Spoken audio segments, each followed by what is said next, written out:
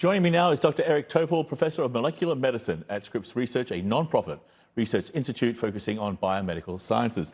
Dr. Topol, good to see you. Great to be with you, John. Okay, so what are your thoughts now on Denmark? Essentially, damn the torpedoes, declaring an end to the pandemic. They say the coronavirus is no longer a critical threat to society.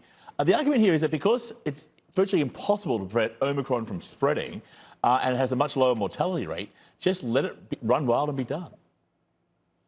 Yeah, it's really interesting and controversial. I think the key for Denmark and other countries in the EU is that they have a very high rate of vaccination and boosters. So that gives them a lot more leeway than countries that aren't near that 80% and 60-some% of people that have had a booster shot. That's giving a lot of protection, especially as noted in the people of advanced age. The other thing just to note is that Denmark is one of the most aggressive testing places in the world. So their very high case numbers, where they were highest in the world or second highest even right now, that has to be normalized for the fact that they very aggressively test. So other countries may look better at the moment, but that's because they're not testing nearly as much. Also, they've shifted the focus from the number of new daily infections to the number of hospital admissions. And now it seems it's the hospital admissions which are the key here. Yeah, especially also ICU and the deaths, which are going in a really good direction in Denmark. And so that really looks, at least right now, that things are heading in the right direction, even though there's this dissociation with cases. So we're going to see in the next few weeks. Remember, Denmark did this several weeks ago, lifting all restrictions, and it didn't go too well because Omicron came along. So hopefully this time it will. Yeah, we wish them luck. Meantime, in the US, regulators, they're asking Pfizer to submit a request for emergency authorization for their 2-dose COVID vaccine for children younger than 5. Here's the US Surgeon General. Listen to this. And what the FDA is going to do is do a thorough and thoughtful analysis of that data to understand the answer to 2 critical questions. Is this vaccine safe for kids under 5? And is it effective for kids under 5? And if the answer to both of those questions is yes, then they will recommend that it be used. But here's the thing. Back in December, Pfizer's clinical trials found that kids aged 6 months to 2 years, they saw an immune response similar to teenagers. The others did not. So the trials were extended to include a 3rd dose of the vaccine, and those results were expected at the end of next month. The timeline here doesn't make a lot of sense, given the FDA advisory board is scheduled to meet 2 weeks from now. So what's going on here? Why the rush? You know, John, this is very unusual. Here, Pfizer wasn't the one pressing, but actually the FDA asking to bring in the data they had.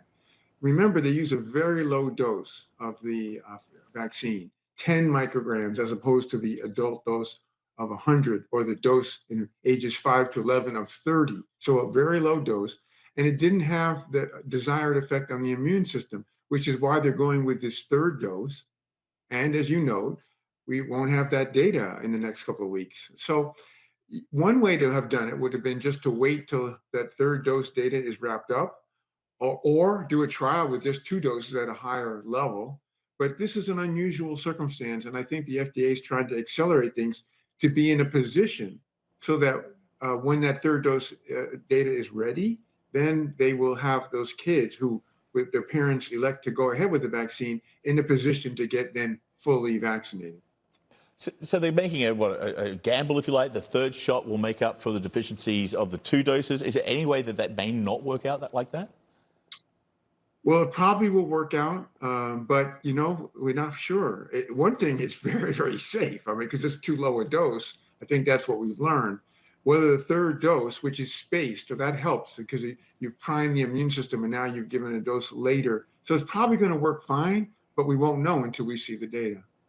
Yeah, I guess it's a safe gamble at best. According to the Kaiser Family Foundation, though, among 5 to 11-year-olds who are now eligible for the vaccine, less than 19% are fully vaccinated. Less than 30% have received their 1st shot. And that rate is much lower than many health experts were expecting. Clearly, a lot of parents are hesitant. They're worried about their kids getting vaccinated. And moves by the FDA to rush authorization, do they do a lot to build confidence here? Well, I think the real problem is that parents were spooked about this myocarditis thing that was seen mainly in teens, in boys, but it hasn't been seen in age 5 to 11. There's a total of like 11 cases. and these kids did very well. So we haven't yet been able to turn this around, that the dose that was used, again, much lower in ages 5 to 11, a third, that worked really well, very safe, highly effective. And the myocarditis thing that was the real issue just really is not an issue here. Very disappointing that we don't have high rates and uptake in that age group. Yeah, especially given the fact that the younger group is now being affected by the COVID or coronavirus, at an increasing rate, and more and more kids are going to hospital. Dr. Eric Topol, great to see you. Thank you. Same here. Thanks, John. Take care.